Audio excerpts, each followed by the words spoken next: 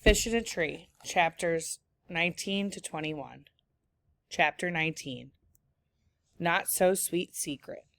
Just as I thought, my mother smiles when she sees Albert, Keisha, and me walk into Peterson's. She seats us in a booth right in the middle of the restaurant and takes our order.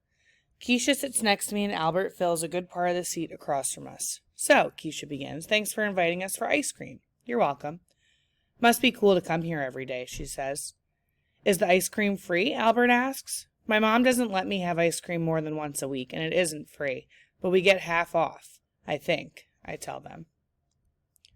Albert fidgets a bit. So, do either of you ever miss Mrs. Hall? Our old teacher, Mrs. Hall, I say. She was okay, but I like Mr. Daniels way more. He's nice. He is, Keisha says, goofy, but in a good way. Yeah, I say. I do not think he's a trusting person, Albert says. Mr. Daniels? I ask. Albert rubs his palms on the top of his jeans. He's inquired about my bruises. He thinks I hypothesized they came from my parents. Then I had to speak to the school psychologist. He shifts in his seat. My parents rescue insects and arachnids from our home, taking them outside rather than killing them. It's illogical for my parents to save spiders and hit their own son. I look over at Keisha, hoping she knows what to say. She doesn't. I take a deep breath. Well, Albert, even I wondered where all those bruises came from. His voice is quiet like a boy, not a robot version of one. There's a group of boys. I meet them many days after school. You meet them? Keisha asks. Well, no, he says. They meet me. I'm sorry, I say. He nods once, then stares at the floor. Can't you tell anyone, I ask? Albert shrugs. Well, do you at least hit them back? Keisha asks.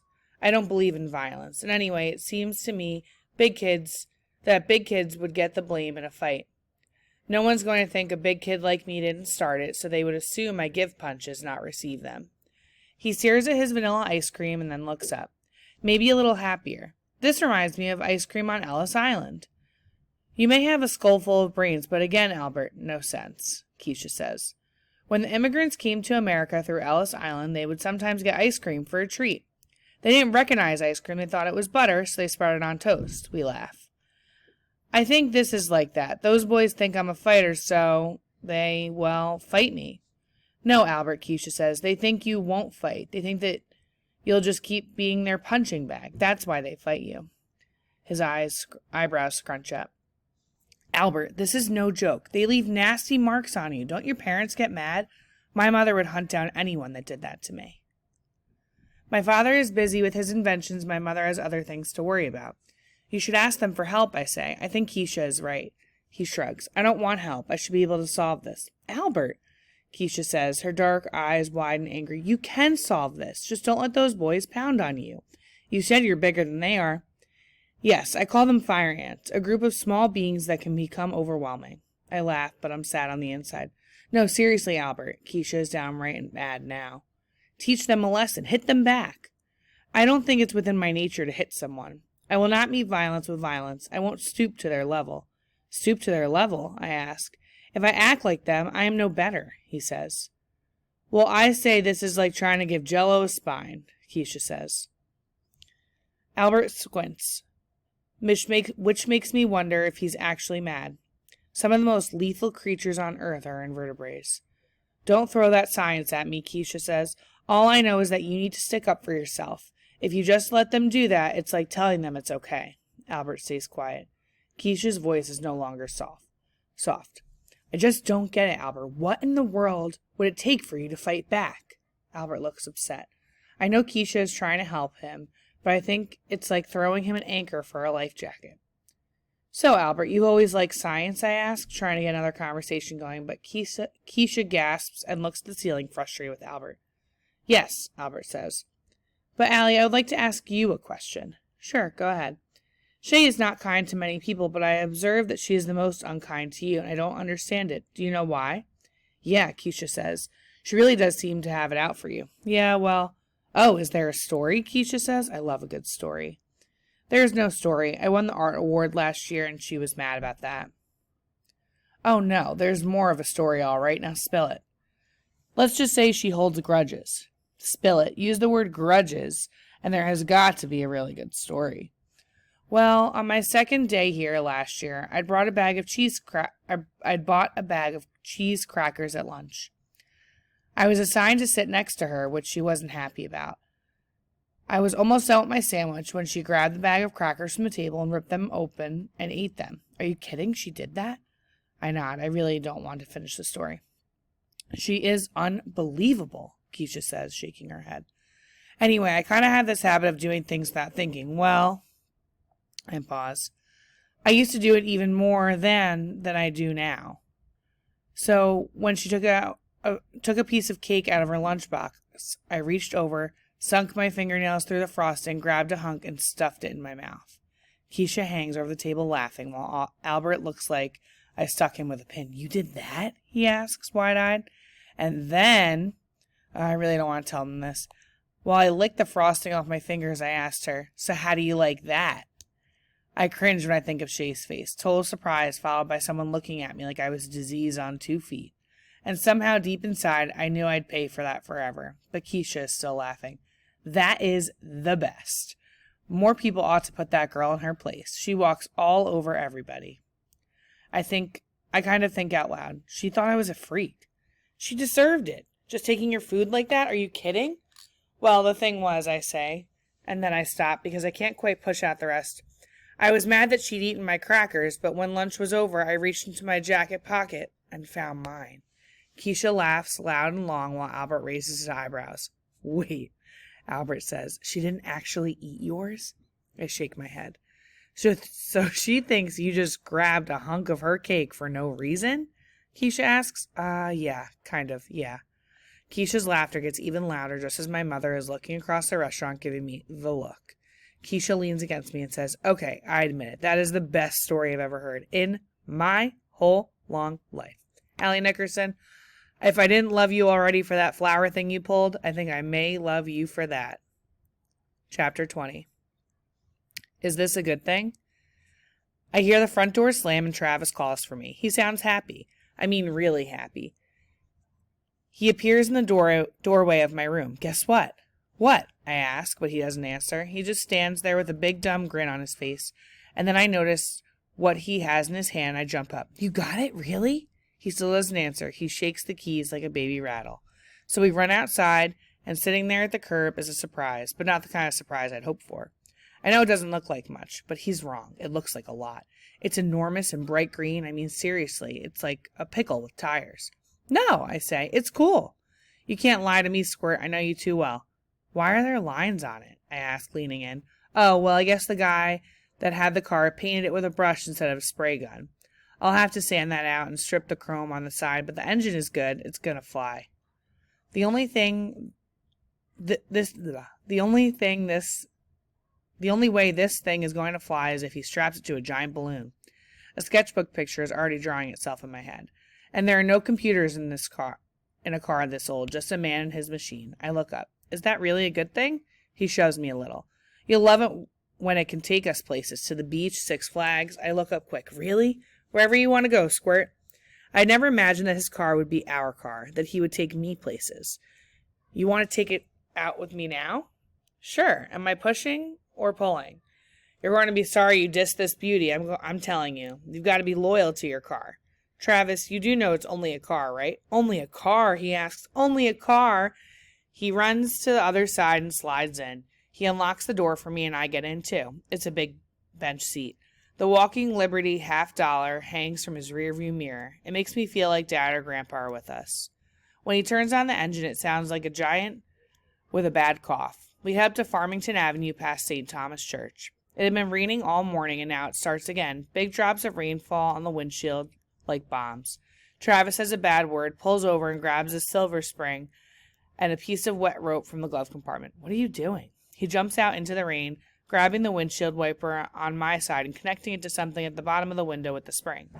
Then he ties that wiper, the second wiper, and throws the rope through the window and jumps in, laughing and dripping wet. What the heck are you doing? 3 hours, he says. What are you talking about? 3 hours after this thing was registered this morning, the wiper motor went. So I went to the hardware store and rigged this up. Watch. With his left arm, he pulls the rope and the wipers clear the window of the water. When he lets go, the spring yanks them back down, slapping to the bottom of the window. Hey, I thought you said you were a genius, I joke. I am. All geniuses deal with bugs in the system. Isn't that more like what anteaters do? Hilarious, he laughs.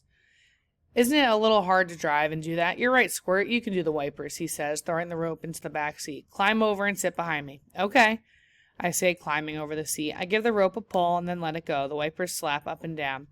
It's kind of fun to see the wiper clear the window, make the blurry clear. And I think about what a great drawing this will be later, and I'm happy for the weird pickle-colored car. Wow, this is fun and hard, I tell Travis, my arm's getting tired. He watches me in the rearview mirror and laughs. I laugh too, and it makes pulling the rope even harder. We pull up to a red light, and Travis tells me to look at the face of the lady riding in the car next to us, and I do. She looks shocked, and I think her expression is the funniest thing I've ever seen, until I see Shay sitting next to her. As soon as Mr. Daniel steps into the hallway to talk to another teacher, Shay says in her "I'm being loud on purpose so everyone can hear me" voice, "So, Jessica, yesterday I saw Allie riding in this disgusting green-colored car that I can't believe was even allowed on the road. Allie had to pull a rope even to get the windshield wipers to work." "You must be joking," says Jessica. "Allie, what junkyard did you find that heap in?" Jessica laughs like she's supposed to. I try to ignore them. My mom always said you just ignore mean people because they are only trying to get a rise out of you. I mean, what kind of loser would have a car like that? Probably the only thing your mother can afford. Finally, I can't take it. It's my brother Travis's car, and it's not a loser car. "Oh no, it's a loser car, all right. I guess that makes your brother Travis a loser." They laugh. "I didn't think there could be a bigger loser than you, Allie, but I guess I was wrong," Shay says. "Shut up," I say to Shay just as Mr. Daniels walks back in. "You're all losers. You, not him." "Allie," Mr. Daniels calls, "come here, please." "What?" I ask. I would try not to sound disrespectful. I haven't known you to name call before. They can call me anything they want, and believe me, they do, but they can't say anything about Travis, never. "Is Travis your older brother?" "He's my big brother." He half smiles. "Is there a difference?" "Yeah, there is. An older brother is older. A big brother looks out for you and smiles when you walk into a room." He nods slowly. "I see," he clears his throat. "I understand you're upset, and I appreciate your defending your brother, but walk away next time, okay?" I nod, but I have to admit that I'm getting awfully tired of walking away. Chapter 21. Butterfly Wishes. Our classroom is brainstorming ideas for a community service project. Shay raises her hand. "I'm having a birthday party and inviting everyone because I don't want to leave anyone out." "How does that relate to our community service project?" Keisha asks while the whole class waits for an answer. "Well, it's about community, everyone being involved." "Yeah, right," Keisha whispers to me. Mr. Daniels compliments Shay on inviting everyone and moves on quickly. Later, as we get our stuff for lunch and recess, Shay speaks to Jessica in her loud voice. "I'm so mad my mother is making me invite everyone." Then she looks directly at Keisha and me and says, "I hope some people know better than to actually show up." My mom insists I go to Shay's party, even after I tell her that Shay is mean. My mom asks, "Well, there will be other kids there, right? You may actually have fun." Albert grabbed his invitation from the mailbox before his mother saw it. Keisha's family is visiting her grandmother, so I'm alone. At lunch, I ask Albert and Keisha about some diseases I can use as an excuse to not go. "How about the bubonic plague, otherwise known as the Black Plague?" Albert asks. Keisha almost spits out her milk. "Seriously?" That may be a bit much," I say, but then I begin to wonder, what does that look like anyway? "Oh, well, chills, fever, cramps, seizures, toes, fingers, nose, and lip turn black because the cells die. And you'd likely spit blood." "Albert," Keisha says, "that's nuts. She can be sick like a normal person, you know, cough, runny nose, sound familiar." "That's fine," he says, taking a bite of his sandwich. "It just seems uninteresting, that's all." Shay's party is at the Butterfly Gardens, and when I arrive, I recognize some of the girls from other classrooms. They are all wearing friendship bracelets. Jessica wears even more now. I still ache to have some and wonder if Keisha would like a bracelet like that. Soon we are lined up and brought to the main butterfly garden, which is a clear plastic tent set up inside a bigger room. The tent is filled with plants and flowers, and flying around are tons of butterflies. People stand there as butterflies land on them, and you can feel how happy people are just by watching their eyes. Before we enter the tent, a lady talks to us about the butterflies. She tells us about their patterns and to look for ones that have a giant dot on each wing. These are adaptations to scare other animals into thinking they are eyes, so other animals will think they are bigger and more dangerous and leave them alone. I wish I could do this with Shay, and that Albert could do that with those boys. She reminds us not to grab any butterflies because they are injured easily. We are supposed to stand and let them come to us. Then the lady points to me and says, "They'll love your orange shirt." She's right. The butterflies do come to me. Their colors and patterns make me wonder why I haven't been drawing butterflies. They don't fly like birds. Instead, they kind of fly all over the place. Makes me wonder if I'm part butterfly. I put my arms out like a tree, and one, then two land on my arm. I love them. I never knew before how much I love butterflies. I think about the story Albert told in social studies when we were studying Native Americans. He said that they believed butterflies were special creatures and wish givers, and that if you can catch a butterfly, whisper your deepest wish to it, and then set it free. It will carry your wish to the spirits who will grant it. I would never grab a butterfly, but once again my hands do things without my say-so. When a beautiful, bright orange and black one lands on my hand, I loosely close my fist around it. And then my thinking parts step forward and quickly realizes what I've done. I open my hand, the butterfly zigs and zags before landing on the ground. The lady who gave us the directions next to me is next to me in a second. "Oh no, what have you done?" she asks. I want to explain about wish givers, but Shay and the others appear. Figures it was Allie. She probably killed it. Everyone knows you can't touch a butterfly's wings. I didn't kill it. I would never hurt it. I had a wish and I thought that. The girls laugh. Such a freak show, Shay says. Suki rushes to the butterfly to try and help, but a woman runs over and tells her to step back. "Who are you with?" the woman asks me. Shay's mother steps forward. "She's with us, but she's not my daughter. She's part of my daughter's party." I wish my own mom were here. She'd understand. I feel terrible watching the butterfly on the ground, flapping its wings and not going anywhere. I know the feeling. The first butterfly lady appears with white gloves, and she puts the injured one in a box, saying, "At least its wings aren't torn." The second lady stares at me like I'm a ruthless butterfly hunter. I want to say I'm sorry, but I forget to because I'm watching mind movies of butterflies falling and nothing and never being better. And then the movie is filled with butterflies that are all falling like rain, and I feel as sad as I did watching the real one fall. Suki comes over. "I know you didn't mean to hurt the butterfly on purpose." "Thanks," I mumble. She's right, but it was still my hand. I guess I just had to make that wish. Sometimes a person will do just about anything for a wish to come true.